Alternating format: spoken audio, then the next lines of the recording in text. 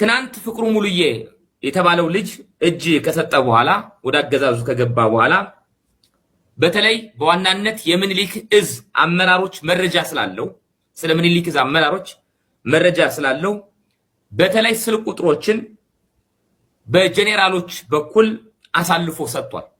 እያንዳንዱ የኮር አመራር የምኒልክ እዝ ዋና የጽህፈት ቤት አመራሮች፣ ዋና አዛዦች፣ ምክትል አዛዦች፣ ወታደራዊ መምሪያዎች፣ ዘመቻ መምሪያዎች፣ ኃላፊዎች መረጃቸውን ለአገዛዙ አስረክቧል።